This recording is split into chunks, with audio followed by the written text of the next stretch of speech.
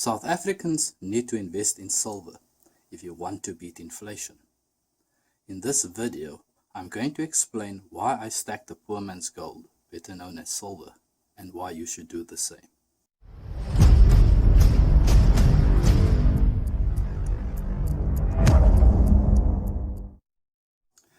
Hi, and welcome to my channel.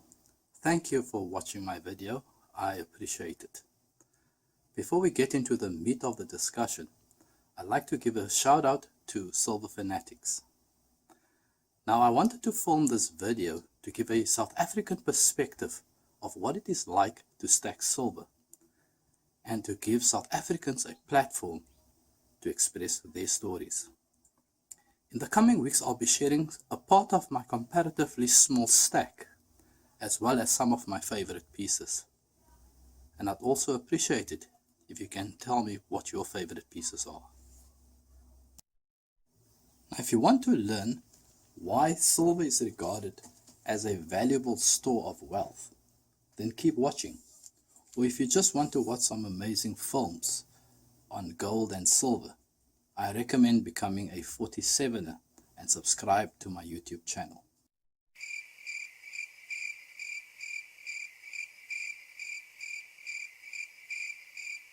Okay, so I'm not a financial planner. I'm not in a position to give any financial advice. I'm just another guy on YouTube trying to preserve my purchasing power and to share my thoughts. And before making any investments, I would strongly suggest that you always conduct your own due diligence and research.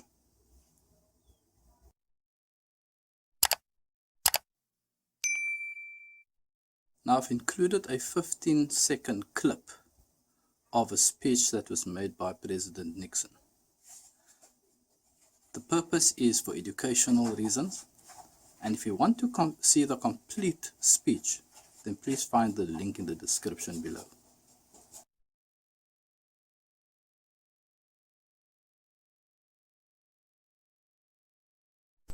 I have directed Secretary Connally to suspend temporarily the convertibility of the dollar into gold or other reserve assets, except in amounts and conditions determined to be in the interest of monetary stability and in the best interest of the United States. Now, those words were uttered just over 50 years ago by President Nixon on Sunday, August the 15th, 1971.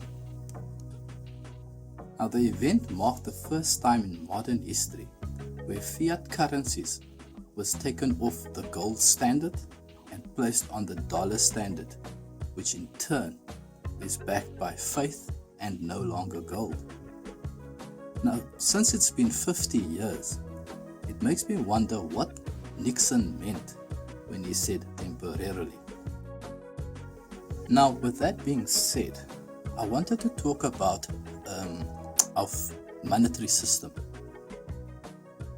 Now, some call it the biggest scam in the history of mankind. And there is an old saying that says, money does not grow on trees. But the truth is that our modern banking system creates currency a lot faster than what trees can grow. And in order to understand our monetary system, you need to understand a few things. First of all, the difference between money and currency. You see, the function of money is that it is a generally accepted medium of exchange. It should be portable, it should be durable, it should be divisible, it should be fungible, and it should be a unit of account in which prices are quoted. But ultimately, it should be a store of value over long periods of time. On the other hand, what is a commodity? Now, a commodity is a basic physical asset often used as raw material in the production of goods and should be interchangeable with another commodity of the same type. Right, so The monetary system is basically a set of mechanisms used by a government to issue money in a particular economy. And of course it involves the national treasury, the central banks. In our case it would be the South African Reserve Bank,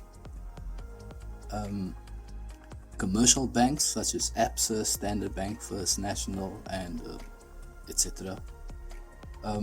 Various other business sectors, and of course you. Now, in any monetary system, there is a hierarchy of money. Okay? Money is the means of settlement, okay? And credit is the means of delaying the final settlement. Now, the question is, what happens when we include financial instruments between the two extremes of money and credit? Such as financial instruments such as currencies, deposits, securities, etc. And these financial instruments explains a lot of the monetary policies or policy decisions that takes place in central banks. Now, in history throughout the world, there have been three main types of monetary systems. And the first kind of monetary system is what they call a commodity money system. So anything that is not a precious metal, or such as platinum, palladium, rhodium, etc., of which gold and silver is the most common form of money, is considered as credit. A second type of monetary system is a commodity-backed money system. And this is a form of representative money, such as banknotes, and but not unlike the banknotes that we have today. Now, it is essentially a claim check that is directly linked to a commodity such as physical gold that is stored in a bank's vaults. An example of this system was the gold standard system and the gold exchange standard system. And this, of course, led to the Bretton Woods system. Now, according to the Bretton Woods system, the US dollar was backed by gold. So in other words, it was pegged to gold that was held in a bank's vault, and all other currencies across the world was pegged to the US dollar. However, in 1971, when Richard Nixon took the dollar off the gold standard, that gave rise to fiat money system. And the fiat money system is the most complex of the three. In this system, our rands have no intrinsic value other than the fact that our government says so. The term fiat is a formal authorization or a decree by our government that says that our money is legal tender. And a legal tender is a medium of payment that must, by law, be accepted as a valid method of paying financial obligations. But the question is, how does the monetary system work, and where do rands come from? So, how does the monetary system work, and where does the rand come from? Well, you've guessed it. It all starts with our politicians. See, every politician, irrespective of the party that they represent, the political party they represent, be it the ANC, the DA, the EFF, FF Plus, etc.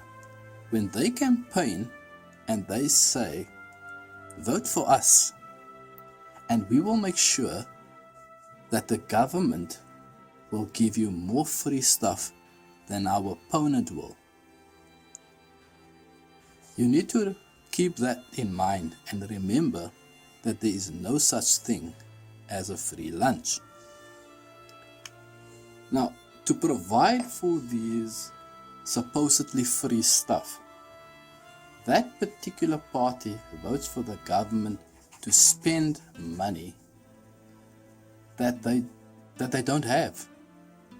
And this is called deficit spending. And to pay for the deficit spending, the Treasury issues bonds or securities, which is just a fancy term for an IOU. It is our country's national debt, which is currently sitting at close to 3.9 trillion rands, and it needs to be paid back by the citizens of our country via tax, inflation, or both. Now, the COVID-19 pandemic saw a notable increase in South Africa's national debt as government borrowing increased to fund economic stimulus and combat the pandemic. So in hindsight, when the Treasury issues securities or bonds, it steals prosperity from the future in order to spend that money today. Now, what do they do with these bonds? Is it the Treasury then auctions these bonds or securities to the various banks across the world, who in turn buy these securities or bonds so that they can make a profit on them through interest.